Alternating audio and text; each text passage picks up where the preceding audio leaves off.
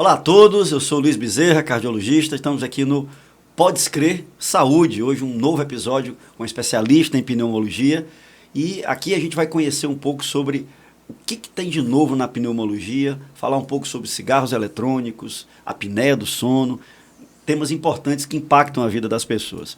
É daqui a pouco no Podes Crer, podcast do conhecimento.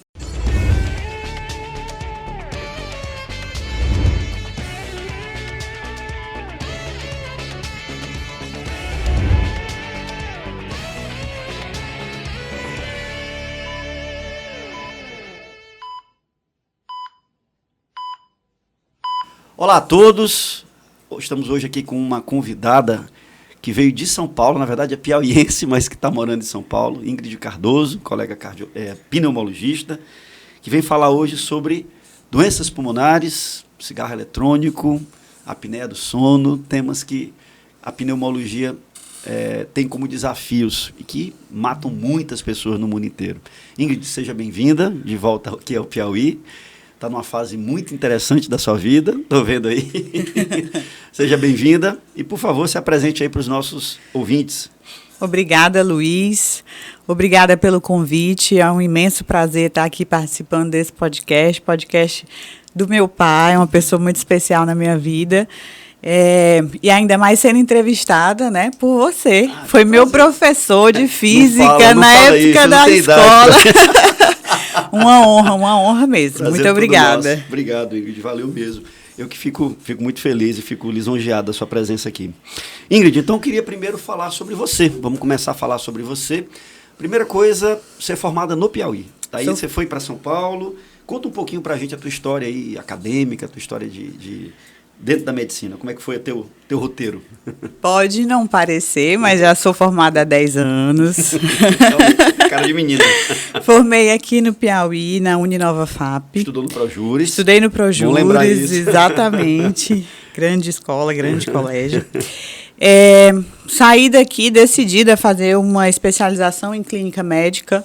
Quando eu fiz a faculdade de medicina, eu entrei pensando principalmente em oncologia.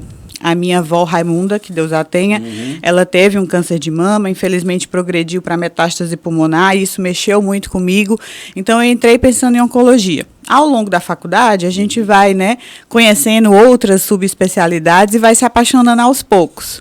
Então, cogitei fazer endocrinologia, cogitei fazer nefrologia, todas áreas que tinha muita fisiologia por trás. Que você tinha que entender o que estava acontecendo para poder tratar. Não tinha muita de decoreba. Perfeito. Então, eu pensei, é clínica médica mesmo.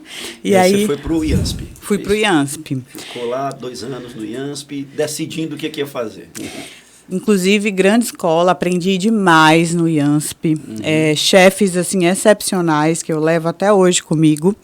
Saí do IANSP sem ter certeza do que eu queria. Ficava muito na dúvida entre pneumologia e infectologia. E optei por passar alguns anos trabalhando, ganhando experiência. Você lembra? A vida de residente não é muito fácil. Não me diga. Tanto no quesito de trabalho, quanto na parte financeira. Então, eu optei por trabalhar um pouco, ganhar um pouco de dinheiro, de experiência. E aí, depois, acabei indo fazer pneumologia na Santa Casa.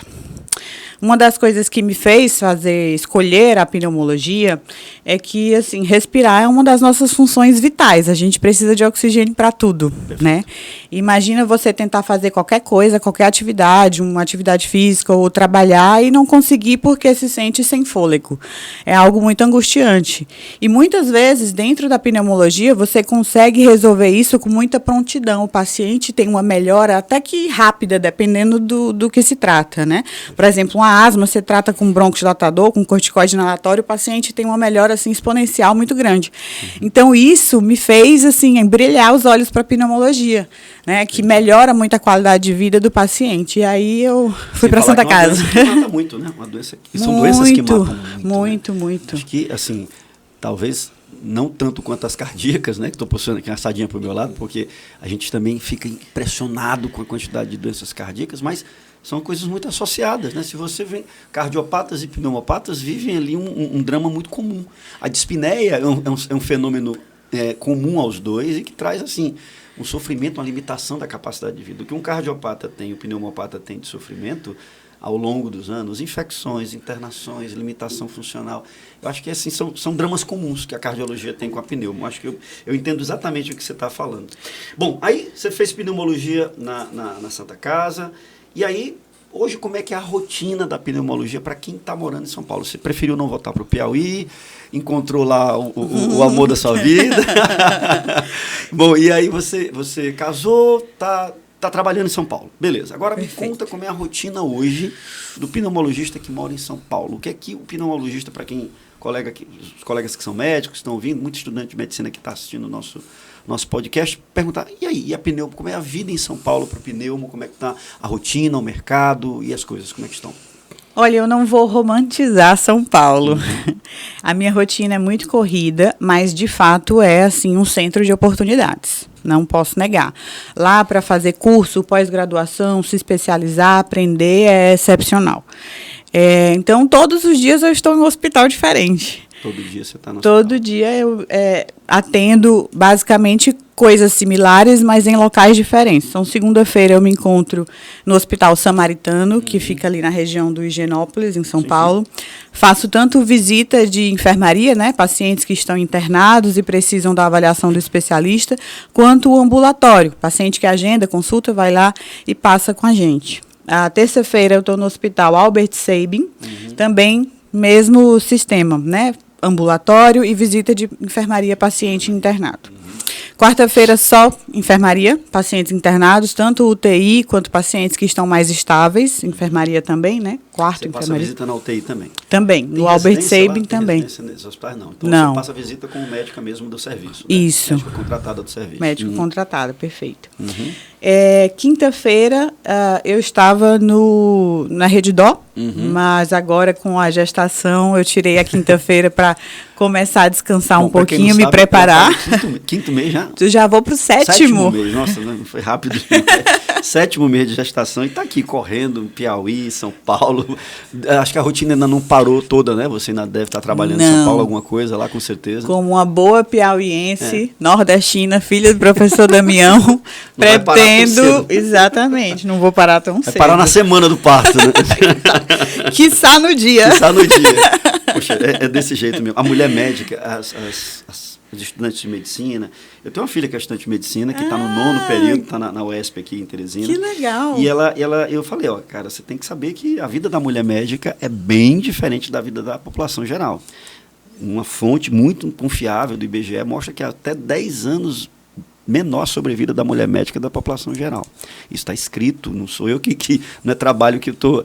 É de 8 a 10 anos a fonte que eu estou citando.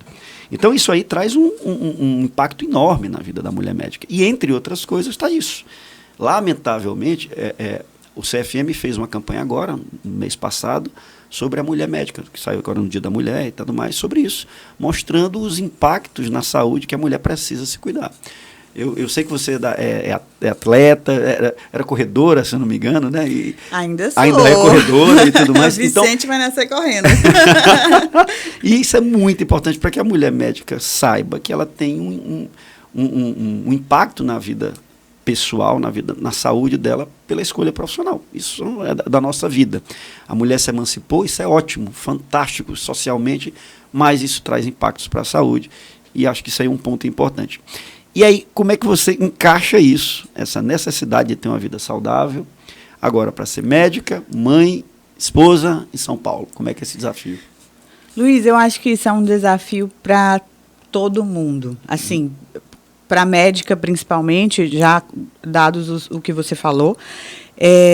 Mas eu acho que eu já vou até puxar aqui um assunto para a gente abordar, porque as pessoas me perguntam isso diariamente. Eu adoeço tanto, eu estou o tempo todo gripado, eu estou o tempo todo cansado. Doutora, o que é que eu faço? Por que isso acontece comigo?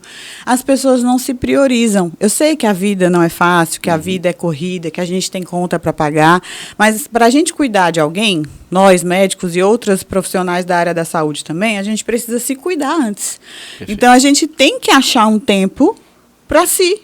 né? Seja uma atividade física, seja fazer aqueles exames que estão atrasados, beber água, dormir bem, aí depois a gente vai lá para a apneia do sono. Tudo isso são pequenas coisas que juntas fazem total diferença. Então, assim, meu esposo sabe, eu não abro mão do meu tempo. Eu vou trabalhar, eu vou dar conta, eu vou pagar a conta que tem que ser paga, mas eu preciso ter minha 1 horinha ali de exercício físico, né? Porque é essencial para a nossa saúde física e mental.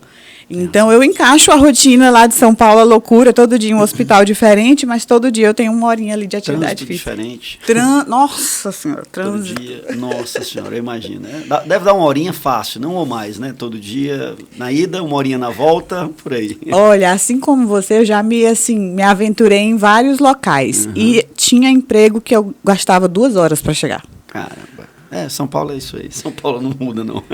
Não muda, só piora. Só piora. Né? Bom, sem dúvida a cidade mais profissional do país, onde você aprende mais. Eu também fiz minha formação lá e sei exatamente do que você está falando. Agora, sair de São Paulo hoje é um projeto, sei lá, interior de São Paulo, Minas, interior, sei lá, essa região assim mais próxima dos grandes centros? É uma meta, é um objetivo de vida. Eu nunca gostei de ficar estacionada em um local. Desde os 9 anos de idade que eu quero sair daqui de Teresina. Fui para São Paulo. São Paulo tem vantagens, mas como a gente já citou aqui, é tudo muito corrido. E agora, com a gravidez, eu prezo mais ainda a qualidade de vida pensando no bem-estar dos meus filhos. Então, eu falo todo dia para o meu esposo. Ele é do interior de São Paulo, de Bauru. Sim. É uma cidade grande, tem acho que quantos mil habitantes, não sei, uns 400 mil habitantes, mais ou menos, estou chutando. Uma cidade grande. É uma cidade grande, tem tudo, fica 4 horas de São Paulo, não é tão perto. Mas... Não é tão perto para ter que trabalhar todo dia em São Paulo, mas também não é tão longe que não possa ir lá eventualmente resolver um problema. Exatamente. Então, meu objetivo é ir para o interior, até porque ainda tem muita, assim, falta muito pneumo no interior. Perfeito. Né? Já São Paulo não, tem bastante. Tem tudo, tem bastante tudo. Então é uma meta, assim, sair para o interior de São Paulo. Eu acho o seguinte, mercado, hoje, e aí, rápido, como é que está o mercado para pneumologia? Vale a pena fazer pneumologia hoje?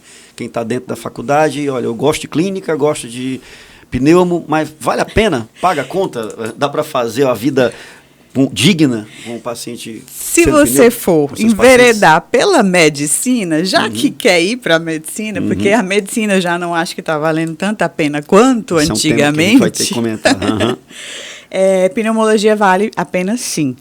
Eu sou suspeita, porque eu amo a minha especialidade, é uma coisa que eu realmente demorei para escolher e hoje eu faço por amor. Eu sei que a gente sempre falou, medicina por amor, mas tem que pagar as contas também. Claro, mas você tem que fazer o que gosta. Mas de fato eu amo pneumologia, é uma coisa que me brilha os olhos. Vale a pena, principalmente depois da pandemia do Covid, ficou muito mais conhecido, muito mais valorizado. Ainda tem bastante procura, então a hora é agora. A hora é agora. A residência está movimentada, está muito concorrida? A gente sabe que tudo está concorrido, né? Mas a pneumo, em comparação com as demais? Ficou bem mais concorrido nos últimos anos, né?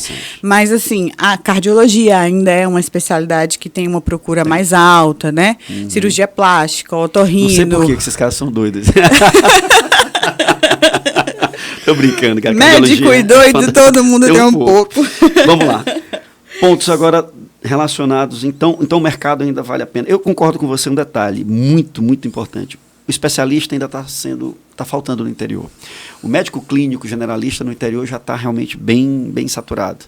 Aquele plantonista, o clínico do dia a dia, o saúde da família, esse nós temos bastante. Agora, a próxima fronteira, na minha opinião, é o especialista no interior. Esse é o que talvez ainda esteja faltando, inclusive nós aqui no Piauí, claro, mais carente ainda. Por exemplo, um neuropediatra, eu vou encontrar em Teresina e mais nada. Eu não vou encontrar em Picos, em Floriano, no sul do estado, não vou. Um alergista, um alergologista, eu não vou encontrar, a não ser na capital. Então, é isso que eu acho que o Piauí é a nova fronteira. Para os nossos alunos que estão agora terminando a faculdade, que querem fazer uma especialidade, faça a especialidade, faça a residência e tente ir para o interior. Isso talvez seja o caminho, tanto de qualidade de vida, como também de exercer algo que a população de lá precisa demais. De fato, plantonistas nós temos, graças a Deus, os plantões hoje estão bem cobertos e tal, mas está faltando hoje especialista. Até porque o gargalo não adianta, você não vai resolver tudo no pronto-socorro, nem na atenção básica. E é onde o especialista nem deve. E nem deve, né? Bom, perfeito. Só te cortando, desculpa. Isso aí. Só para você ter uma noção, eu fui contratada, eu viajo todo mês para o interior do Mato Grosso. Nossa Senhora. Porque não tem pneumo. É sério? Sério? Interior do Mato Grosso. Interior do Mato Grosso, numa cidade chamada Sinop. Ah, conhecida. Conhecida. Olha, é uma cidade que não é pequena, né? Que você está olhando assim, não é pequena. Do e agro, não tem pneumologista suficiente lá para a região. Vou todos os meses. Bom. Inclusive, gosto muito da cidade. Vamos para os pacientes lá que você está indo. Me diz uma coisa, e pneumologia? O que é que a gente tem para falar da pneumologia depois da Covid? Foi realmente uma mudança de paradigma? A pneumologia antes e depois da Covid? Surgiu uma nova subespecialidade? Ou, assim, como é que é a tua rotina antes e depois da Covid? Porque durante a Covid eu tenho certeza que foi complicado, foi difícil. Se você quiser comentar sobre isso também. Mas e o depois? O que é que a Covid mudou a especialidade? Olha, como eu falei, né, assim, a nossa especialidade ficou bem mais conhecida e bem mais valorizada pós-Covid. Surgiram novos desafios, inclusive para nós médicos especialistas, porque surgiu a Covid longa, a fibrose pós-Covid, que também são doenças que a gente não estava familiarizado e que a gente vai aprendendo coisas novas com o dia a dia, com a experiência, né? Até porque a gente ainda não tem 10, 15 anos para ter estudos longos e robustos que a gente possa ter mais respostas acerca disso. Mas a Covid trouxe para a gente um fluxo maior de pacientes e novas doenças que a gente vem abordando cada vez mais. Infelizmente, eu não sei se a população teve um aprendizado que fixou para eles, porque... O que a gente aprendeu com a Covid? É uma doença respiratória transmitida principalmente por gotícula, saliva. Então, a gente tem que usar máscara, tem que se prevenir, tem que se vacinar. E as pessoas ainda, a maioria, não entende isso. Não usa máscara, não se vacina, tem muito receio de vacina, tem muitas Esse é um pessoas... capítulo à parte, né? Não é? Então, apesar da Covid ter, assim... algumas vantagens no sentido de aprendizado, de experiência para nós pneumologistas e de valorização da profissão. Acho que a gente ainda tem muito que melhorar. Tem que melhorar. Tem muito paciente com sequela de Covid no teu dia a dia? Teu consultório aparece muita coisa?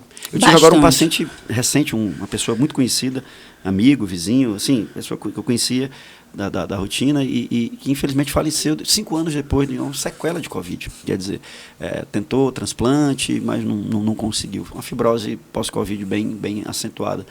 E o teu dia a dia? Parece ainda gente com muita dispneia da Covid, que depois a vida nunca mais foi a mesma? Como é que tá? Sim. Muitas sequelas respiratórias, fibrose é uma delas, inclusive. Teve muito paciente que teve TEP, né, embolia pulmonar, por conta da Covid e segue em acompanhamento até hoje. Alguns chegaram a evoluir com hipertensão pulmonar, que é uma doença que a gente tem em comum, cuida junto.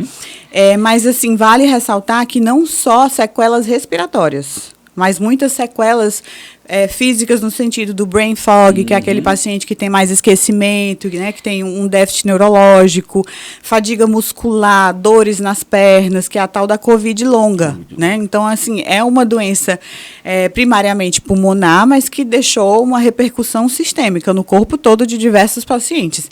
E eu tenho muitos pacientes que vão no pneumologista porque, doutor, eu tive Covid e aí eu quero ver como é que está meu pulmão. Desde que eu tive Covid, eu não me sinto igual, eu venho com a respiração mais ofegante. Inclusive pacientes que não tiveram aquela Covid que necessitou de internação, que foi entubada e etc. Uma Covid até um pouco mais leve, mas que também deixa sequelas. Que bacana. Bom, é uma rotina interessante. Mas nós conversamos aqui sobre a sua formação e etc., o seu dia a dia no consultório. Mas o que é que chega no consultório do pneumologista? Qual é a rotina? O que é o dia a dia? O beabá, o arroz com feijão do consultório diariamente, da enfermaria? O que é aquilo que o nosso colega que vai começar a pneumologia vai encontrar no dia a dia? Primeiro de tudo, pódio, tosse. Tosse. É a queixa mais comum. E assim, infelizmente, as pessoas elas querem um remédio milagroso. Um xarope. Um xarope. Essa do xarope é fantástica. Ninguém quer, assim, investigar a causa da tosse, entender o motivo por trás. Existem diversas causas para tosse, não dá para a gente colocar tudo num pote só. A gente precisa entender a causa para poder tratar adequadamente. Senão você vai mascarar ali e não vai resolver a base do problema. Né? Mas tosse é o número 1, tosse pós-infecciosa, tosse pós-Covid, né? Tosse crônica, que aí pode ser refluxo, pode ser asma, enfim. Segundo... Pertussis ainda é uma causa comum? Não? Comum, não, mas agora, nos últimos meses, vem aparecendo cada vez mais. Desde ali de setembro, outubro de 2024, que a gente teve, né, um surto de pertussis, de coqueluche. Né? Traduzindo para o nosso espectador, realmente tem um espaço. Eu que não sou da área de saúde, até que esqueci de falar. E agora, recentemente, de novo, em São Paulo, teve, né? Então, é algo que a gente tem que sempre levar em consideração, pesquisar, mas ainda não chega a ser... É uma doença que tinha sumido, né? Acho que talvez essa queda na vacinação talvez tenha trazido algum tipo de impacto. É muito provável, né? Com certeza. Eu não confesso que eu não li algo a respeito que a queda de vacinação tenha relacionado direto com isso no Brasil. Não vi dados brasileiros, mas eu já li em outros locais que essas relações que parecem óbvias, né? Parecem muito óbvias. Sim, né? mas é real. Essa relação real, né? é real. Inclusive, é muito comum os pacientes irem no nosso atendimento, na consulta com o pneumologista, e a gente tem por obrigação checar calendário vacinal para poder fazer uma atualização, né? A DTPA é uma vacina que está disponível no SUS, que as pessoas devem estar fazendo, completando o calendário vacinal, e muito provavelmente, se tivessem feito a vacinação, a atualização, não teriam tido tantos casos. E asma? Asma é uma doença assim, extremamente prevalente, que tem uma repercussão na qualidade de vida muito grande das pessoas. Maltratada em geral. Exatamente. Eu acho que as pessoas têm medo. Elas perguntam, será que eu não vou viciar em bombinha? Olha que coisa. Elas preferem tratar aquele momento do que prevenir. A gente fala, é uma doença crônica, a medicina já avançou muito, mas ainda não tem cura. Então, é necessário que você tenha o tempo todo um tratamento contínuo, justamente para garantir uma qualidade de vida e prevenir você de ter crises. Mas eu só uso quando eu estou com chiado, quando eu estou com tosse. Entendi. Mas a medicação é para você não ter isso. Entendi. É para você poder fazer uma natação, viajar para locais de altitudes diferentes, para você ter uma qualidade de vida como alguém que não tem a doença. Qualquer resfriado não agravar a situação. Perfeito, exatamente. Acho que talvez seja isso que falta mesmo, a pessoa se entender que é uma doença crônica, né? Agora, e em relação assim, dá para um asmático hoje, acho que viver sem crise, não sei, acho que é meio complicado, mas assim, ter segurança nas medicações, beta-2 de longa duração, com corticoide inalatório, com segurança de longo prazo. Nós tínhamos estudos iniciais que os beta-2 estavam associados à mortalidade a longo prazo, principalmente cardiovascular, arritmia, etc. E hoje, o rol de medicações permite que o asmático viva tranquilo, usando a sua medicação, com segurança a longo prazo, cardiovascular, pulmonar, etc. Sem dúvida, nós temos atletas que são asmáticos, né? E o problema é exatamente o que você falou, o beta-2. O beta-2, gente, que a gente está se referindo aqui, é o tal do salbutamol, do Aerolin. Os pacientes tendem a usar apenas ele na crise. A Sociedade Brasileira de Pneumologia, inclusive no GINA, já tem várias versões atualizadas. Novo GINA saiu. A gente não recomenda usar apenas o beta-2. Como eu falei, a asma é uma doença crônica inflamatória. A gente tem que desinflamar o pulmão. O que desinflama? O corticoide. Então, tem que ter o corticoide inalatório. As pessoas têm muito medo do corticoide, mas elas devem ter medo quando utilizado de maneira indiscriminada e de maneira sistêmica. Na veia, no comprimidinho, via oral. Agora, o inalatório não. Ele vai agir ali no pulmão para desinflamar o pulmão e o broncodilatador para abrir o pulmão, reduzir a tosse, reduzir a falta de ar, em geral, né? de longa duração, junto com o corticoide inalatório. Aí é totalmente seguro, deve ser utilizado de maneira Temos contínua. muitas opções no mercado, né? Nossa, cada vez mais. Mas são drogas caras ainda, né? Você já percebeu? Hoje o SUS já dá algumas delas, né? Já fornece algumas, mas são drogas em geral caras, né? Ai, Luiz, olha, isso para mim é muito, isso me pega, porque... Isso é um drama, né? Quando as pessoas falam assim, é caro, eu acho que é diferente de valor, né, em relação à questão monetária. Prioridade, você fala, né? Prioridades. Cara, é o cigarro que a pessoa compra todos os dias e aí gera enfisema, falta de ar, etc. O vape, né? Daqui a pouco a gente vai falar sobre vape. Exato. Mas sim, o SUS fornece algumas opções. Cada vez mais a gente tem lutado para poder entrarem as medicações mais novas. Para asma, infelizmente, a gente tem apenas, por enquanto, o Alenia, né, que é budesonida com formoterol em cápsula. Já no mercado tem várias outras opções de diversos tipos de dispositivos inalatórios, spray, pó, enfim. Tem uns micronizados, né, que vão até mais profundamente. Agora, Perfeito. Eles, as partículas são menores, né? Extra finas, que chegam mais no pulmão, tem menos deposição via oral. Então, assim, existem diversas opções do mercado de diversos preços, inclusive, seguras. Né? Para asma, principalmente o Alenia no SUS, ou em dispositivos separados, o Aerolim, né? E o Clenil, que é a beclometasona. Às vezes o paciente realmente não tem condição. E daí é o dia a dia mesmo, né? O Clenil com Aerolim. Muitas vezes é o que a gente tem, a gente tem que trabalhar com o que o paciente pode. Perfeito. Né? Não existe a melhor medicação, existe aquela que é adequada para o seu paciente. E o que ele usa. E o que ele usa. Não adianta você prescrever o melhor medicamento se o paciente não vai usar, coitado, não tem condição. Perfeito. Esse lance do médico, acho que é diferente da maioria das profissões por isso, porque você tem que ter um entendimento social da coisa. Não vai se tornar da noite para o dia um país. Acho que para a nossa geração, nós não vamos ter um país rico da noite para o dia. Eu acredito que talvez a gente tenha uma melhora a longo prazo, mas para a nossa geração de médicos, a gente ainda vai tratar da doença de pobreza. A gente vai tratar, nós da cardiologia, ainda encontramos febre reumática, um negócio que nos Estados Unidos não tem mais, na Europa já tem, os Estados Unidos tem ainda mais imigrante, infelizmente ainda está muito a população mais pobre. Já está, na Europa você não vê falar mais. Quem tem de válvula no mundo hoje é o Sul. O tal do Sul global, né? O Brasil, a África e tal, porque não tem mais na Europa valvopatia reumática, por exemplo. Eu imagino que também doenças pneumológicas relacionadas com isso deve ter muito mais raridade nesses ambientes, né, do que aqui no Brasil. Por exemplo, eu imagino que tuberculose a gente não vai encontrar tanto assim como a gente tem aqui no nosso dia a dia. Exato. Né? Como é que é a tuberculose para o teu dia a dia? Tuberculose é a doença mais prevalente se tratando de infecção respiratória, né? Ainda existe assim um estigma muito grande. Os pacientes, quando a gente coloca a tuberculose como uma hipótese diagnóstica, eles ficam, como assim, doutora? Mas é realmente muito comum. Foram 200 anos de estigma, né, praticamente. Sim. Você tem aí uma história recheada. E me conta aí, e hoje o diagnóstico de tuberculose, como é que está? Hoje, antigamente tinha o escarro, prova de Mantoux, não sei o que, aquele monte de teste. E aí, hoje, como é que está? Hoje está bem, mas temos várias opções, ainda é bem acessível. Infelizmente, o PPD, que é o teste tuberculínico, que é feito na pele do paciente, não é um exame tão simples, porque é operador dependente, depende de quem está fazendo, a pessoa tem que ter sido treinada.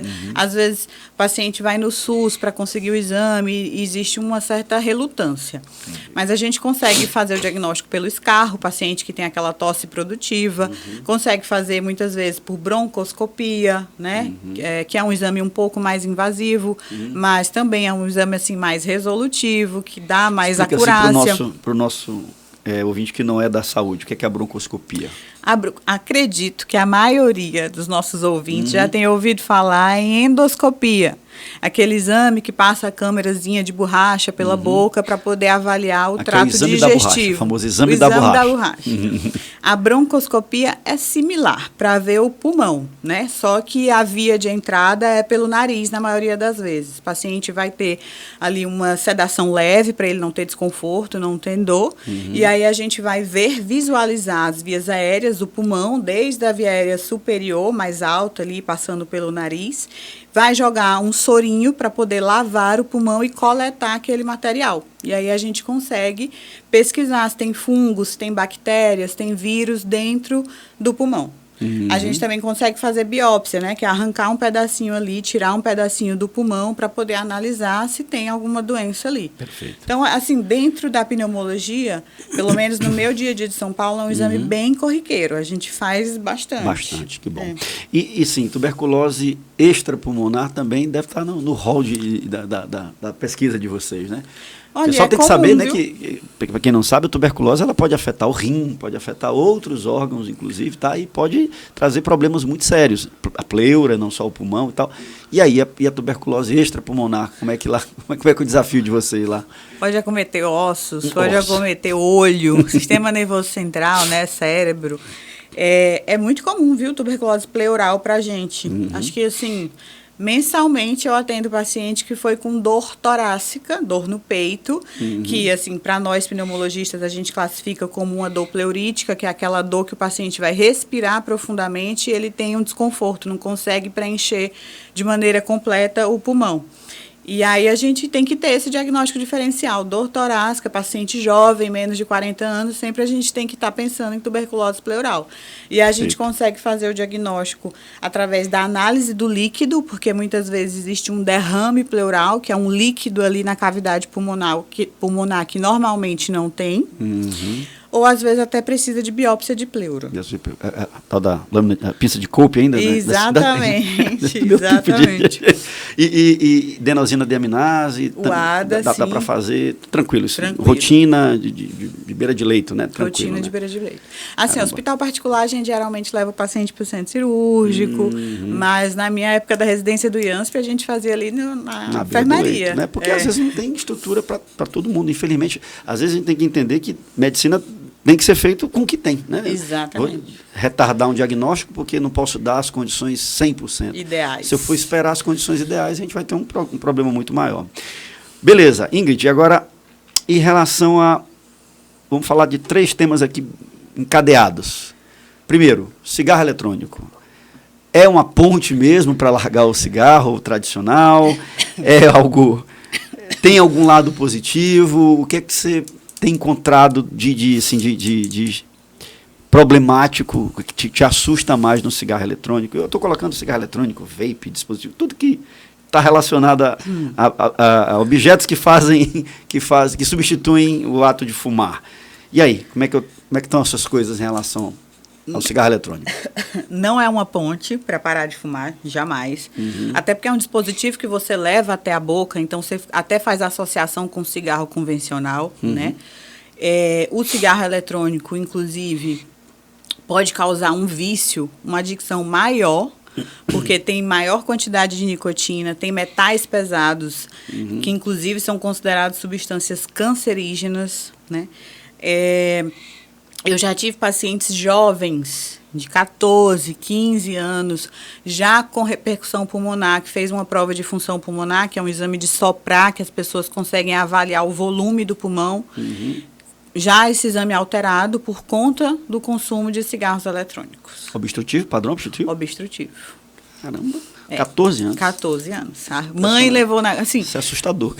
Assustador. A mãe levou na consulta. E aí o cigarro cheirosinho, né? O moleque... Saborizado. A indústria farmacêutica deu assim, uma forma de entrar mais cedo na vida das pessoas. Na vida das pessoas, exatamente. Certo. E aí, o pneumo, quando encontra isso, como é que a gente... Vocês fazem tratamento para adição também ou se limitam ao tratamento da parte pulmonar? Como é que vocês... Porque, veja, eu imagino que para vocês não é fácil. Você vai tratar o pulmão de alguém que não vai conseguir parar de fumar. Ou parar de... Como é que vocês tratam isso? A adição e o problema pulmonar? Olha, Luiz, a primeira coisa é o paciente querer parar. Não adianta a gente tentar tratar o vício na nicotina ou nas outras substâncias que estão lá presentes sem o paciente ter o desejo. Né? E, inclusive, a consciência de que aquilo faz mal. Então, Muitas vezes o paciente já chega na consulta, doutora, eu quero ver como é que está meu pulmão, quero fazer um check-up, mas eu também quero uma ajuda para parar de fumar. Essa aí já é a primeira janela de oportunidade para a gente. Fala para os fumantes que tem tratamento, tem remédio, tem terapia, porque às vezes o cara diz, não, não tem remédio. Tem, né? Tem remédio, tem tratamento, né, Ingrid? Tem remédio, tem tratamento. Em relação aos vapes, aos cigarros eletrônicos, a melhor droga, já existem diversos estudos mostrando, seria a vareniclina, que infelizmente ela parou de ser comercializada no Brasil há alguns anos, né? Espero Era o que Champix, volte. né? Exatamente. Champix, só tinha ele no Brasil. Champix. Muita gente até chegou a usar para o cigarro convencional, parou de fumar, mas atualmente a gente só tem acesso quando os pacientes compram de maneira, né, internacional. Então, o que a gente usa, tanto no vape quanto no cigarro convencional, é bupropiona, que é um antidepressivo. Naltrexona, às vezes, não. Não, a naltrexona tem muita gente que usa associada à bupropiona para compulsão alimentar. Mas para o tabagismo a gente ainda não usa. Nortriptilina não é a primeira escolha, não é uma droga que a gente considera de categoria A ou B, mas é uma opção. E, principalmente, a terapia de reposição à nicotina, né? Que a gente tem os adesivos, chicletes, a gente tem os chicletes, as pastilhas, e aí vai depender muito do nível de dependência do paciente. Tem paciente que vai se beneficiar dos dois, da bupropiona, que é o antidepressivo, junto com a terapia de reposição. Perfeito. Tem paciente que não, porque o nível de dependência já não é tão alto. E aí a gente usa um ou outro. Vai depender muito das características do indivíduo, né? Não existe uma receita de bolo, cada caso é um caso. Mas são essas as opções que a gente tem, mas tem opção. Pois é, que fique claro para o paciente que tem opção de parar de fumar. Agora só vai se ele tiver interesse em parar de fumar. Não adianta, o remédio vai tirar a minha vontade. Não, você vai ter vontade, vai ter momentos que você vai estar ainda angustiado, você vai ter recaídas, isso pode acontecer, mas tem como você fale com o seu pneumologista sobre isso, que isso vai ajudar bastante, sem dúvida. Então, cigarro eletrônico é uma furada, né? Então, resumo da ópera, furada. Essa história de vou parar de fumar usando cigarro eletrônico para arrumar outro vício, né? Exato, perfeito. Você tenta eliminar um vício criando outro, né? Inclusive nos Estados Unidos, tiveram assim, vários casos de EVALI, que é uma síndrome relacionada ao cigarro eletrônico, que vários adolescentes chegaram até aí a óbito. A gente fazia a broncoscopia, o líquido pulmonar saía preto, né, como se tivesse óleo lá dentro. Então, era vitamina E mesmo, no final das contas? Vitamina E, perfeito, bem lembrado. Era vitamina E, era um emoliente oleoso que tinha no líquido, né? Exato. Ou seja, imagina no Brasil que essas coisas são vendidas que não tem lá dentro, clandestinas e tal. Imagina o que tem lá dentro. Então, grande furada. Então, cigarro eletrônico, esqueçam, não vai ajudar em momento nenhum. Segundo tema, apneia do sono. E aí? Eita! A apneia do sono, a gente da cardiologia também, sabe, é nosso inimigo. Mas para você da pneu, eu imagino que é mais. Inclusive, muitos pacientes vêm encaminhados da cardiologia. Sim. Porque aí o paciente não está conseguindo compensar a pressão, e aí vai investigar o que está acontecendo. Você chega na mapa, hipertensão é só noturna. Tem bastante isso. E aí vê que é uma apneia do sono, ou faz a hipótese diagnóstica de uma apneia do sono, e a gente fecha o diagnóstico. Então, explica para os nossos ouvintes, então, o que é a apneia do sono, como diagnosticar, como suspeitar, principalmente, para procurar o médico. Perfeito. Gente, a região aqui do pescoço, das nossas vias aéreas altas, é uma região extremamente colapsável, muito fácil de colabar, de fechar, né? E existem alguns fatores que facilitam esse fechamento. Tem alguns pacientes que são obesos, existe a fraqueza do músculo dessa região, existem algumas alterações orofaciais, como macroglossia, que é aquela língua grande, que acaba facilitando o colapso dessa região. Atenção para quem gosta de cachaça também, viu? Bebida alcoólica também. Geralmente, quando a gente extrapola na bebida ou está muito fadigado, a gente já percebe que ronca, né? Então, basicamente parecido na apneia do sono. O paciente ele vai roncar à noite, ele vai mais vezes ao banheiro durante a noite, vai acordar mais vezes à noite, e no dia seguinte tem fadiga, tem cansaço, tem sonolência diurna, né? São os principais sintomas que o paciente consegue perceber. Geralmente quem percebe é o companheiro. É o cônjuge. Exatamente. E normalmente é a mulher, hein? O homem ronca mais, né? O homem parece que tem mais apneia, não sei se mais do que a mulher. Sim, inclusive a gente...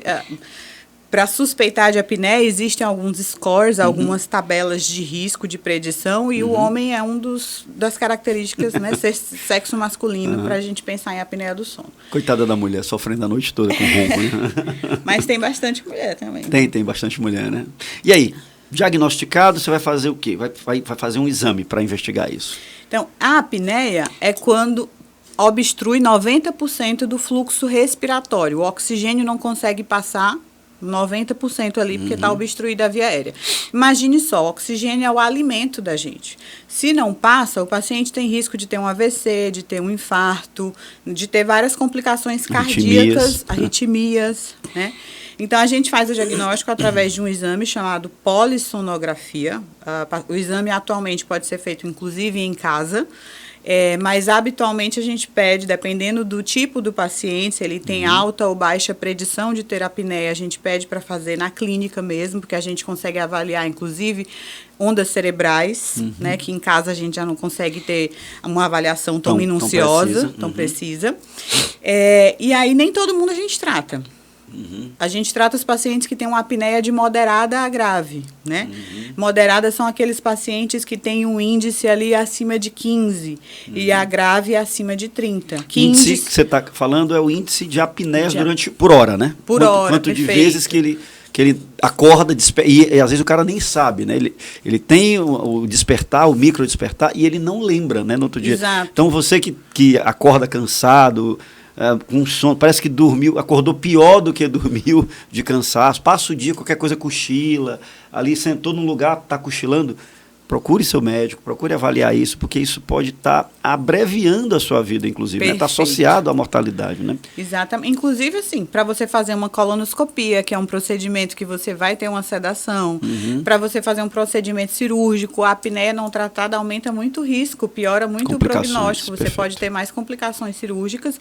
Entenda, não é só o cansaço, não é só o roncar, isso é assim, é a ponta do iceberg. O problema é maior. Trará repercussões físicas. Eu vou te contar um exemplo pessoal. Eu tive uma fibrilação atrial, paciente, e era apneia do sono. A apneia do sono. Aí, claro, me dediquei mais a exercício, perdi peso, não me alimentar depois das 9, aquela história de reduzir. E não é nem o biotipo. E nem o biotipo, era nasal, era obstrução nasal e etc. E melhorou. Então, veja, você pode ter uma arritmia durante o sono. Se você tem um coração que tem alguma coisa já ali subjacente, no limite, que você não sabia, você começa a ter um estresse noturno de adrenalina e etc., é possível que você tenha um infarto durante a noite, é possível que você tenha uma arritmia durante a noite e que você tenha episódio até de morte súbita durante a noite. Então, a apneia do sono é uma doença extremamente grave. Procure o pneumologista ou procure o seu cardio, o seu clínico, porque não é normal acordar com sono, acordar mal, acordar cansado, acordar 5, 6 vezes à noite para fazer xixi, porque a aceleração do coração durante a noite para a apneia produz um hormônio que faz a pessoa urinar mais. E aí por isso que ele vai mais à noite, etc. Então, você que está acima do peso, alguns tranquilizantes, né, também, né, algumas pessoas que usam benzodiazepínico, aumenta a flacidez da via aérea. Então, acho que tudo isso é muito importante. Então, a apneia do sono, o pneumo está lá para poder ajudar. Sem dúvida. E resolver o problema. E muitas vezes as pessoas acham que é insônia ou que é ansiedade, quando na verdade existe uma causa orgânica, um problema que a gente consegue identificar e tratar de maneira objetiva. Maravilha. Então, cardiologista, neurologista também, psiquiatra também. Psiquiatra também. Olha, eu já vi casos de pacientes que estavam até com suspeita de Alzheimer. Estavam com perdas de memória importantes durante o dia. Isso é até um parente meu. Perda de memória, dormia nos locais e acordava e não sabia onde estava. E até que teve uma convulsão noturna. Convulsão noturna, com mordida da língua, sangramento grande e tal. E fomos investigar, chegou. Era a apneia do sono, o CPAP acabou o Alzheimer. Acabou o Alzheimer dele. Que maravilha. Então veja que como parece que é uma doença boba, mas não tem nada de boba, né? A doença não. Beleza, então cheque. Agora vamos para outra doença, outra condição que está no dia a dia do pneumologista. Já falou de tuberculose, falou de asma, falou de apneia do sono, cigarros eletrônicos. E aquelas doenças ocupacionais, aquelas doenças da poluição, do contato com a poluição. Como é que é isso? Como é que é isso para o dia a dia? Eu trabalho num ambiente fechado, eu trabalho num ambiente que tem muita fumaça, que tem muita areia, poeira. E aí, como é que o pneumologista trabalha com isso? Também é assim, casos muito prevalentes no consultório.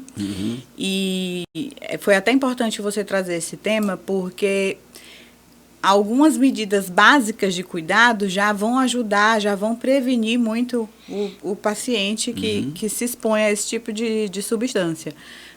Máscara, muitas vezes, um pintor, um pedreiro que está ali o tempo todo exposto, né, que mexe com jateamento de areia, usar máscara, usar luva, só para poder reduzir, que são os EPIs, né, os equipamentos de proteção individual, já ajudariam a reduzir muito a incidência desse tipo de patologia, de doença.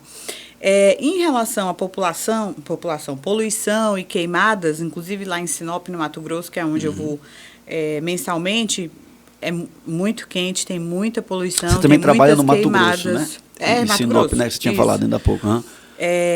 Tem muitos pacientes já com doenças intersticiais, com enfisema também. Eu nunca fumei, você vai ver poluição, queimadas, que já dá repercussão no pulmão. Então, assim, o tratamento vai depender do tipo de exposição, que foi que causou aquilo, né? Se é um jateamento de areia, se é um produto químico, se é tinta. Isso é importante, porque cada uma tem, às vezes, só tirar a exposição, o paciente sair da exposição. Mofo, meu Deus, mofo é uma das piores, mais comuns exposições ao pulmão, que traz doença associada, pneumonia por hipersensibilidade, doenças intersticiais. Então, nesse caso, é só tirar a exposição do paciente. Às vezes, não. Você vai precisar entrar com medicação, broncodilatador também, corticoide inalatório também. Então, vai depender do caso, mas é bastante comum. Perfeito. Então, podem melhorar e esse tipo de coisa. E o mais temido? Câncer de pulmão. E aí, como é que é? O que é que a gente tem que desconfiar para que você não pode deixar passar? Primeiro, claro, eu acredito que ser tabagista é o principal fator de risco, né? Talvez assim... Eu não me lembro o último número que eu vi, eu acho que 85% dos cânceres de pulmão tem associação com tabagismo. Eu tinha ouvido falar um número assim, não sei se isso ainda bate, se é mais ou menos assim. E aí, como é que você desconfia? Como é que o nosso ouvinte vai lá, nosso espectador, desconfiar do câncer de pulmão? E quando a gente fala tabagismo, não é só o tabagismo ativo. O tabagismo passivo também é relevante. Então, você não fuma, mas seu companheiro fuma, é bom conscientizar ele também que ele está fazendo mal não só a si, mas ao próximo, a casa toda, né? Todo dia tenho pacientes que querem fazer o check-up pulmonar ou que estava com a pneumonia e foi identificado um nódulo, está com medo de ser câncer, né? E aí eu aproveito, inclusive, e falo, esse medo que você está hoje de ser um câncer no seu pulmão, usa ele para parar de fumar. Boa. Né? Sempre que você for fumar, lembra, meu Deus, fui na consulta morrendo de medo daquele nódulo ser maligno. Então, não quero passar por isso, não quero me colocar nessa posição. Então, usa isso para parar de fumar. Não espere uma notícia que tem um câncer para parar de fumar. Exato, essa é uma excelente colocação. Né? Infelizmente, câncer de pulmão é uma das neoplasias que mais mata, porque quando a gente vai fazer o diagnóstico, muitas vezes já está avançado. A gente tem a possibilidade de fazer o rastreio com tomografia de tórax, mas esse rastreio é feito a partir dos 50 anos. Isso é interessante. Raio-X de tórax em determinada época não é nem indicado, né, pelo que eu entendi. É isso que me conta sobre isso aí, porque isso é interessante para o dia a dia do nosso colega que está lá na clínica médica, que está lá na atenção primária. Raio-X de tórax não é uma boa triagem para câncer de pulmão em determinada época, né? Isso. Conta para nós aí como é que é a rotina hoje para rastreio. O rastreio é feito com tomografia de tórax.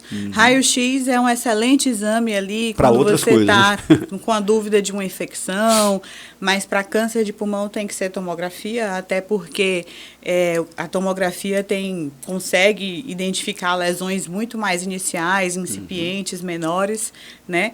E a gente faz esse rastreio a partir dos 50 anos até entre 50 e 80 anos nos pacientes que são tabagistas ativos e nos ex-tabagistas, mas ex-tabagistas que pararam até 15 anos, 20 anos de fumar. Mais do que isso não entra no rastreio, né? O risco vai caindo, né, ao longo dos anos, né? O risco vai caindo. E aí, se você tem uma lesão que, assim, inicialmente não tem aquela cara de maligna, que são margens irregulares, tamanho acima de 0,6 centímetros, muitas vezes você tem até a opção de acompanhar se for um paciente que tem um alto risco, né? É tabagista, tem mais de 50 anos. Mas o que a gente geralmente acompanha ou faz alguma abordagem mais invasiva de biópsia são aquelas lesões mais malignas, né? Que tem as características, um aspecto pior. Então, quem tem mais de 50 anos que fuma, precisa ir ao pneumologista e fazer tomografia, isso, ou né? que parou de fumar há pouco tempo precisa fazer tomografia anual. Anual, perfeito. Exatamente. Eu vou te contar 2 histórias aqui rápidas sobre isso. O meu pai faleceu aos 60 anos de câncer de pulmão. Era tabagista. 60 anos. Abreviou aí uns 20 anos de vida por conta do cigarro. E, assim, foi diagnosticado já numa fase mais... Começou com câncer de boca, né? Tabagista. E aí acabou que boca, pescoço, fez esvaziamento cervical. E quando chegou realmente no pulmão, aí realmente foram 6 meses, foi um negócio bem evoluído. Então, é uma doença que abrevia a sua vida. Ele não conheceu os netos, por exemplo, parte dos netos não conheceu, ou seja, você está abreviando a sua vida, o prazer que você vai ter de conhecer seus netos, de ver seus filhos se formarem, crescerem, esse prazer vai ser cortado por esse prazer do cigarro horroroso que você está tendo aí. Então, eu estou dando um depoimento pessoal, porque isso me aconteceu. E a segunda coisa é que eu tive um paciente, assim, a história foi super terrível também, tabagista, que fez uma tomografia, e você falou anual, eu lembrei dessa história, fez uma tomografia normal em dezembro. Fez uma tomografia por outro motivo em julho do ano seguinte, né? Então, 7 meses de diferença. E nessa de julho já apareceu o câncer. Olha que loucura, 7 meses, uma tomografia normal, 7 meses depois já tinha um nódulo, e aí, infelizmente, foi terrível, uma evolução muito, muito dramática e agressiva. Ou seja, a tomografia, não dá para ficar 2, 3 anos sem fazer tomografia, porque a doença de evolução rápida, às vezes, né? Exato. E bom que assim, o que você falou também me lembrou que é importante alertar a população de que não é só o pulmão que é afetado pelo cigarro, né? Mas boca, esôfago, pele, útero, mama, bexiga, rins, tem vários outros órgãos, quase todos os órgãos são acometidos aí. E o cigarro não traz só câncer de pulmão, que é o tão temido diagnóstico, medo das pessoas, mas o enfisema, a bronquite, né? Infarto. Trombose, infarto, AVC. Cigarro assim, um fator de risco modificável que mais mata. E você se mata literalmente, você põe na sua boca um veneno, cara, um negócio incompreensível, o negócio, o tabagismo é uma coisa que me deixa... É uma doença, né? É uma doença, é um negócio... É a droga que mais vicia no mundo, infelizmente. Eu, assim, adoro abordar o tema tabagismo no consultório, porque além da gente ter as medicações, envolve muito também o paciente querer, o psicológico do paciente, a força de vontade, ele confiar em si mesmo, ele se colocar à prova. Eu falo, você vai chegar em casa, vão ter situações que vão te lembrar o cigarro. Você tem que facilitar a sua vida para você parar de fumar. Tomar uma cerveja, tomar um café, aí o cigarro quer voltar, né? Então, você tem que ir cortando certas coisas. Não é só achar que vai tirar o cigarro, você tem que mudar a sua vida toda. Você tem que jogar no cara que ele é um doente, né? Acho que talvez seja isso. Essa abordagem que você faz, você opta por uma abordagem mais incisiva, mais dura, ou você acha que uma abordagem mais delicada, carinhosa? Como é que é? Cada caso é um caso. Vai depender do perfil de paciente. Mas eu não costumo já ser muito agressiva na primeira consulta. Eu vou de pouquinho. Entendi. Né? Às vezes eu tenho que apelar para o emocional. Às vezes eu falo, você dá valor à sua vida? Se você não dá, seu filho dá. Entendi. Sua esposa dá. Então, acho que às vezes, se você não consegue facilmente interromper esse vício por si, pense nos outros. Eu jogo a história do meu pai. Eu canalizei essa tragédia pessoal do meu pai e jogo no paciente. Você tem quantos anos? Sei lá, 50, beleza. Você tem neto? Não, tem não. Você tem vontade de ter um neto? Tenho. Mas é provável que o senhor não vá conhecer seus netos maiores. É provável que talvez você nem veja seus netos nascerem. Por que eu estou lhe dizendo isso? Aí conta a história do meu pai. Com 50 e poucos anos, ele não tinha nada que nem você. Estava ótimo, fumando, feliz e tal. Com 60, ele morreu. E com 5 anos de sofrimento, de câncer, quimioterapia, foi um negócio terrível, cirurgia e tudo mais. Não queira saber. Se alguém pudesse ver, se os fumantes pudessem ver um paciente com DPOC no UTI, eu acho que o cara não fumava mais. Porque é tão chocante, é tão impactante. O Chico Anísio foi um fumante durante anos e ele, ao final da sua vida, depois de tantas internações, sofrimento, ele falou que das poucas coisas que ele se arrependia na vida era de ter começado a fumar. Então, fumar realmente é um arrependimento, é um desperdício de vida, assim, dos maiores que eu conheço. Então, eu sou mais da linha da pancada, sabe? Eu digo assim, tinha um chefe em São Paulo que dizia assim, uma vez um paciente chegou lá para fazer um eco e ele, doutor, eu passei 2 anos sem aparecer aqui porque tive um problema, fumava muito, aí me disseram que eu tive um câncer de pulmão, e aí eu tive que fazer cirurgia, quimioterapia. Disse, o senhor parou de fumar? Aí eu disse, parei, doutor. Na hora que me disseram, eu parei. Você está vendo como foi fácil? Aí eu falei, nossa, que impacto. Não não espere essa notícia bombástica que o senhor está com... para poder parar. Então, às vezes, o estímulo mais duro, às vezes, funciona também, né? Então, como você falou, depende de cada caso, mas eu sou mais dessa linha mais impactante, sabe?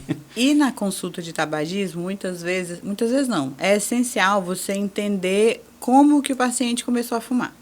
Então, eu gosto muito porque é um diálogo com o paciente, que eu tenho um bate-papo. Eu vou perguntar por que você sente quando você fuma, o que te levou a fumar. E muitos falam que minha mãe pedia para eu acender o cigarro, minha mãe pedia para eu ir comprar o cigarro. Né? Ontem mesmo no meu chá de bebê. Era charmoso, né? Era nos anos charmoso. 70, fumar. Homem que não fumava não era homem. O negócio, olha que loucura, né? E eu acho que o que a gente faz aqui, podcast, entrevista e tudo mais, tem um lance muito positivo, porque os pacientes na década de 70, os que eu tenho hoje, que são nascidos na década de 70, ou que viveram a década de 70 como adolescentes, eles dizem, doutor, a gente não sabia que cigarro fazia tão mal. A gente sabia que não fazia bem, mas não sabia que era essa coisa horrível como é hoje. Então, acho que cada vez que a gente leva informação, para o cara saber o que está acontecendo, talvez a gente consiga influenciar Conhecimento alguém. É poder. Bem lembrado. Bom, a gente já falou da rotina, da formação, do mercado, da tua história pessoal, já falamos aqui sobre doenças principais, asma, falamos sobre a apneia do sono, vape, câncer de pulmão. E vamos falar do futuro. O que é que tem na pneumologia, o que é que tem que realmente está chegando, que pode ter um impacto. Inteligência artificial na pneumologia tem algo que chame a atenção. O que é que tem lá em São Paulo, que já é rotina para você, que aqui no Piauí a gente ainda está engatinhando. Conta um pouco do que é que está vindo aí de novidade na especialidade para o futuro. Olha, a gente citou antes asma, né, que é uma doença muito prevalente dentro da pneumologia. Hoje, já existem, além das medicações inalatórias, diversas medicações subcutâneas, que são os imunobiológicos. Eu não sei se aqui no Piauí, acredito que não, isso já seja algo da rotina, mas lá em São Paulo é. Então, os pacientes que fazem uso crônico de corticoide, que precisam ir no pronto-socorro para utilizar corticoide com certa frequência, a gente consegue tratar a asma grave com imunobiológico. O paciente vai na clínica, às vezes até em casa mesmo, ele consegue aplicar de modo subcutâneo a medicação uma vez a cada mês ou a cada 2 meses e controla muito bem a doença. Inclusive, atualmente foi aprovado para DPOC, doença pulmonar obstrutiva crônica, que é a doença do cigarro, do enfisema, um novo imunobiológico que é o Dupilumab. Ele ainda não está disponível no SUS, mas já foi aberta a licitação para a gente poder autorizar Conitec, e votar. Né? Acho que a Conitec deve ser a Conitec. Isso. Né? Então, estamos aguardando. Essa é uma das novidades que eu acho que... Imunobiológicos é um caminho sem volta, né? Sem volta. E que muita gente não conhece ainda, muitos pneumologistas não conhecem ainda. Eu pego muito paciente que na crise de asma, ou que já teve várias exacerbações, várias internações, está ainda fazendo uso do corticoide sistêmico, que faz muito mal. Então, imunobiológico é um avanço. Chega lá com a prednisolona. E aí tem e Cushing, tá inchado, tem suficiente, tem várias repercussões. Né? Tem um paciente com fratura de coluna, perda de dente por conta do uso exacerbado de corticoide. As pessoas às vezes não sabem, né? Porque o corticoide também afeta os ossos, pode trazer iluso. É um bom remédio, é um remédio útil, mas que tem que ser bem prescrito, com indicações corretas, etc., porque você não tenha problema, porque nenhuma medicação é isenta de efeitos colaterais. Bom, beleza. Então, imunobiológicos na asma e DPOC. E em outras áreas, em câncer de pulmão, em, sei lá, o que é que a inteligência artificial está interferindo? Porque vai interferir em tudo, né? Acho que para vocês também. Sem dúvida. Inclusive, o meu marido, ele fez um projeto dentro da empresa dele falando sobre ampliando o uso da inteligência artificial, né? Não é algo que, não é uma ferramenta que vá substituir os profissionais, a gente precisa ainda da humanização, da expertise humana, mas que faz toda a diferença, inclusive para a gente não atrasar tratamento, né? Fazer diagnósticos mais precoces. E lá em São Paulo isso cada vez está sendo mais utilizado, principalmente nos grandes centros, Einstein, INCOR, né? Sírio, nos hospitais assim menores ainda não é algo muito disseminado. Mas eu acho até que nós aqui no Brasil estamos um pouco atrasados. Inteligência artificial já vem sendo falada há muito tempo. Né? Eu vi agora um recente sobre reconhecimento de células com câncer, né? Através da inteligência artificial. Achei bem interessante, bem promissor. É o que a gente vai falar. Eu imagino, Ingrid, também que a gente vai ter um grande... A gente teve um podcast aqui sobre inteligência artificial. Deixamos aí, tá no card aí que vocês procurarem aí, uma palestra, um bate-papo sobre inteligência artificial, sobre também a mudança nos trabalhos científicos. Muitos trabalhos científicos que a gente fazia, tipo análise multivariada de 2 ou 3 fatores. A gente pode fazer agora de muitos elementos ao mesmo tempo. Num banco de dados enorme, muito maior. Tem alguns trabalhos em risco cirúrgico, cardiológico, que mudaram, assim, da água para o vinho, em relação ao número de fatores de risco associados à piora do padrão perioperatório, risco perioperatório, numa análise multivariada feita com IA. O trabalho feito 10 anos antes, 15 anos antes, encontrou 3 ou 4 fatores. Esse outro já encontrou 7 ou 8 elementos muito mais relacionados com risco cirúrgico. Ou seja, os trabalhos científicos vão mudar. Acredito que na pneumo também. Logo a gente vai ter mudanças aí de paradigmas em relação a isso. Principalmente para doenças intersticiais, né? Na pneumologia, a gente fala muito de asma, de DPOC, mas as doenças intersticiais, não só as causadas por exposição, né, as ocupacionais, mas também até pós-Covid ou por uso de algumas medicações. São doenças que nem todo mundo mete a mão. Até o próprio pneumologista, às vezes, tem receio. E aí, os novos estudos com o IA envolvem principalmente o diagnóstico de doenças intersticiais. Puxa, interessante. E fibrose? Fibrose também deve ser... O que é que tem de novidade em fibrose? Porque é muito comum a gente ouvir falar que fibrose não tem o que fazer, fibrose não é só transplante. Como é que é o dia a dia na fibrose e o que é que está de novo aí para combater, para trabalhar com fibrose? Fibrose, como o próprio nome fala, né, é um tecido duro. Então, muitas vezes é uma situação irreversível. Se tratando do pulmão, o que a fibrose vai causar? A longo prazo, o paciente vai ter dificuldade para respirar. O pulmão não vai ter mais a elasticidade, a plasticidade, a capacidade de fazer a troca gasosa, de expandir como teria sem a fibrose pulmonar. E ela pode ser causada por várias coisas, várias doenças. Lúpus, que é muito comum, pode causar fibrose pulmonar, né? Esclerose sistêmica, o pós-Covid, que a gente tanto citou aqui. Mas não é porque não tem cura que a gente não consegue retardar a progressão, reduzir né, a velocidade de evolução da doença. Então, hoje em dia, o que a gente usa muito são os antifibróticos. Né? Já existem vários estudos falando do benefício dos antifibróticos. O que a gente usa principalmente é o Nintedanib, conhecido popularmente como Ofev, né, que é da Boehringer. E... Lembrando que não há conflito de interesse aqui. Não, jamais.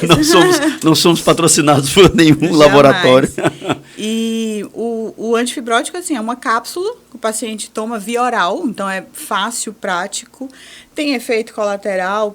Óbvio, nem todos os pacientes vão apresentar, mas quando tem algum efeito colateral, geralmente são efeitos que a gente consegue contornar com algumas medicações sintomáticas, um pouco de diarreia, um pouco de dor de cabeça. Então, a gente consegue resolver, né? Não é nenhum efeito colateral que vai impedir o paciente de manter o uso da medicação.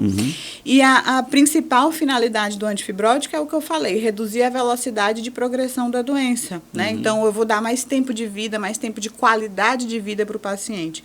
Para ele ter uma redução na falta de ar, uma redução na tosse, né? Bacana. E transplante?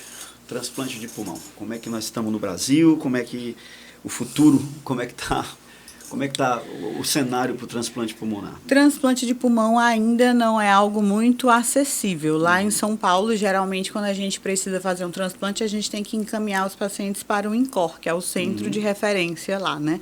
Não é toda instituição, não é todo hospital que faz, porque precisa ter uma equipe especializada, com expertise, com treinamento específico para transplante de pulmão. Existem os critérios também, né? Os pacientes que já têm uma doença muito avançada, que têm uma idade muito avançada, que têm muitas outras comorbidades, outras patologias, outras doenças descompensadas, também não vão se beneficiar, né? Mas, quando é bem feito, isso aumenta a sobrevida, melhora o prognóstico do paciente. Não é como um transplante renal ou cardíaco, né? Que dá aí uma sobrevida de 10, 20 anos. No caso do câncer de pulmão, infelizmente, os casos que eu já tive, ou que eu já conheci, são até 4, 5 anos de sobrevida, mas não é isso muito. Após o transplante, sim, mas... Após o transplante. Para quem está no desespero, né, daquela sensação de morte iminente, talvez isso é algo que faz diferença, né? 5 anos na vida de alguém. E muitas vezes a gente não fala de quantidade, a gente fala de qualidade. Perfeito. Né? É viver com o mínimo de dignidade, de conseguir fazer o básico, de não ficar o tempo todo dependente de oxigênio. Então, é algo que nós ainda pneumologistas, acho que da pneumologia pecamos, porque às vezes a gente perde a oportunidade de encaminhar o paciente, porque não é algo tão fácil, tão simples, mas que cada vez mais vem sendo disseminado e que é totalmente possível, né? A gente tem que saber que é possível. Bacana. Alguma novidade em relação a, tipo, medicações para rejeição, alguma coisa nesse aspecto, né? Nessa linha imunogenética, imunobiológica, ou é um cenário que ainda não está...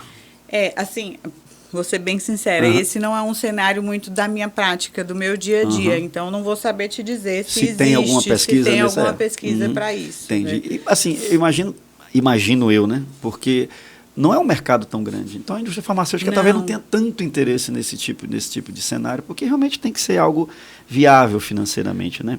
Acho que o negócio é não fumar mesmo, né? Em resumo, não fumem. É mais barato, é melhor não fumar. Ingrid, eu vou me encaminhar aqui pro final, porque a gente está no tempo, o papo foi rápido, passou mais de 1 hora aqui, a gente nem percebeu praticamente o bate-papo aqui. Eu queria que você deixasse algumas palavras finais sobre a especialidade, sobre a pneumologia, sobre os desafios do médico que quer ser pneumologista, e o que você espera do futuro, do planeta, da vida da gente, do mundo que você vai deixar para o Vicente, que está vindo aí, que está no 7º mês, e como é que você encara o futuro, não só da profissão, mas o futuro da vida, do planeta, das pessoas, a loucura que a gente vive. Como é que você encara o futuro? O que é que você diria qual é a sua experiência, o que é que a sua vida te trouxe de experiência que você pode dizer para os nossos ouvintes aqui? É engraçado você falar isso, porque antes da gente começar o podcast, meu marido perguntava o que o pneumologista faz. E aí eu brinquei para ele falando, a gente trata da respiração. Respiração é vida, né? Então, a mensagem final que eu queria deixar é não só em relação à questão de doenças respiratórias ou da pneumologia, é para todo mundo do dia a dia. Se cuidem, sabe? Cuidem da sua vida, priorizem a sua vida, a sua qualidade de vida. Procurem ter longevidade, viver bem, viver com qualidade. E isso não é difícil, a gente não precisa de uma fórmula mágica. Muitas vezes os pacientes vão no consultório querendo saber como melhorar a imunidade. Durmam bem. Bebam água, comam frutas, verduras. É clichê, mas é real. Funciona, é verdade, sabe? Perfeito. Eu sou médica, estou gestante, trabalho com pacientes com doenças respiratórias diariamente, estou dentro do hospital e eu não adoeço metade do que as pessoas estão aí adoecendo. Tudo bem, eu tenho 33 anos, sou nova, isso conta, mas eu faço o básico. Eu vou para a minha atividade física. Você não precisa ter um personal chique e ir para a melhor academia. Você pode fazer em casa. Pode. Você tem que se mexer, se movimentar. Então é isso, se cuidem, valorizem a vida de vocês e façam o básico que funciona. Que maravilha. Ingrid, obrigado mesmo. Eu fico feliz, lisonjeado. Vejo que assim, a passagem do tempo é algo bom. Você era uma menina um dia desse, a gente se conheceu, você era muito criança. Pra você também, porque você tá igual. Ah, tá bom. Foi um prazer, obrigado pelo bate-papo, foi esclarecedor, falou, sabe, abertamente, você abriu o coração aqui na especialidade, nos seus desafios pessoais, nas expectativas que você tem. É bom que você esteja aqui no Piauí de volta, mesmo que seja provisoriamente, veio apresentar aqui o Vicente para o vovô, para a vovó.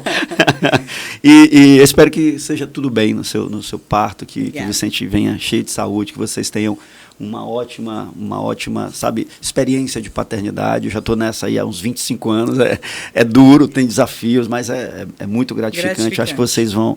A gente romantiza um pouco, tá? Menino dá trabalho, vou avisar logo. A gente romantiza que vai ser maravilhoso. Não, vai dar trabalho, vai chorar na hora que não... Sabe, a hora que você está cansado, é difícil, vai te dar problema. E quando eles param de perguntar de onde vieram e passam a não querer dizer para onde vão, ou seja, quando cresceram, aí a coisa piora, entendeu? Mas assim, olha, vale a pena demais. Eu desejo que a sua carreira seja de muito sucesso, tá? Muita saúde, muita, sabe, disposição. E quando pensar em voltar aqui para o Piauí, avisem, procure os amigos, estamos aqui à disposição sempre. Pode aqui deixar. Vou avisar com aqui no Pode Escrever. Para conseguir vê-lo com mais calma, Tá sem estar assim nessa correria. Bater né? um papo com mais tranquilidade. Perfeito. Muito obrigado, Ingrid. Valeu. Gente, a gente encerra por aqui o nosso bate-papo, nosso podcast hoje do Pode Escrever Saúde, com a doutora Ingrid falando sobre pneumologia. Esperamos vocês no próximo episódio. Até lá, grande abraço.